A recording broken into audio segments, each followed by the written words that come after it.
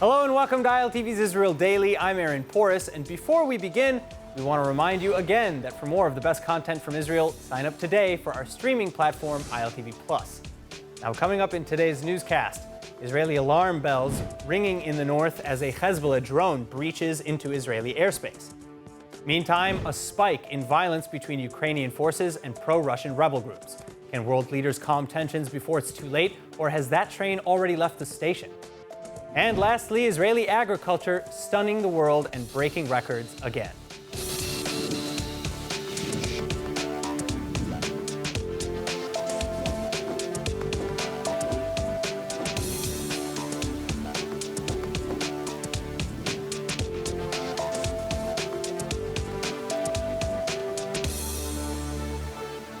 Our opening story tonight, IDF jets sent scrambling over the weekend as northern Israeli sirens sounding the alarms of incursion for the first time since 2018. And this as a Lebanese Hassan drone crossing the border just ahead of midnight on Friday. But despite attempts to down the unmanned craft, the IDF reportedly losing radar contact, and Hezbollah likewise bragging about the supposed success of their mission, saying that the recon drone toured its target area for some 40 minutes before returning home unharmed. That said, Hezbollah regularly attempts to spy on Israeli territory. Hezbollah even boasting about how great their drones were in a pre-recorded message published days before this incursion. And in fact, this is actually the second Hezbollah drone to cross into Israel in 24 hours. But the IDF succeeding in downing the first drone Thursday afternoon using advanced electronic warfare.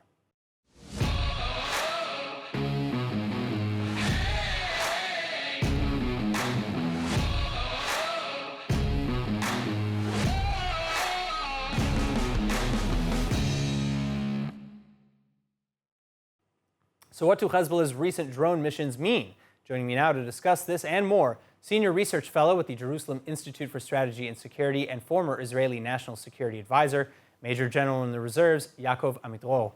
Major General, it's a pleasure to have you with us. Thank you so much. Now, what do you think that the drone was able to actually capture in the time that it was over Israeli airspace? And what can Hezbollah do with the information from that drone? How big of a risk is this? I think that what they try to do, if it was not armed with explosive or something like that, is to take as many pictures of the terrain to learn Israel in depth, and it is part of the collection of intelligence. I think that more than the success of collecting information, it is about the success of Hezbollah to send something in and to take it back without being destroyed by the Israeli Air Force. That was the main success in this event. Well, why do you think that Israel was incapable of capturing this UAV? What makes this drone different to the one on Thursday? I don't know. They have to look into the details that I'm not familiar with, and to find what made the difference in this case. I'm sure that we will have many lessons from this operation of Hezbollah and all the steps which are needed to build to be better in the future. All right, now, as was mentioned earlier, Hezbollah actually first bragged about how great their drones were, then they even offered the drones to anyone who's on the market for sale, and then they launched these two recon missions into Israel. Do you think that this was maybe a proof of concept for potential buyers? It's a test for Hezbollah, which is not producing it. They are getting it, most of them, from Iran.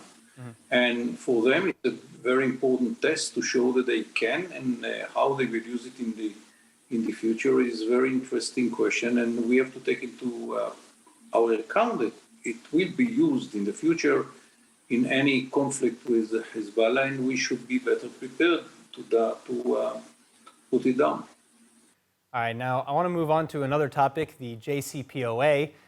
Western negotiators are in Vienna insinuating that all of the elements for a conclusion to the negotiations are on the table, and that all Iran has to do is quit its uranium enrichment, reopen its doors to IAEA inspectors, and comply with whatever's on the table. Meanwhile, Israel is still insisting that the deal is bad and doesn't extend. To watch full episodes of ILTV's Israel Daily and tons of other content from Israel, visit our website at iltv.tv or download the ILTV Plus app.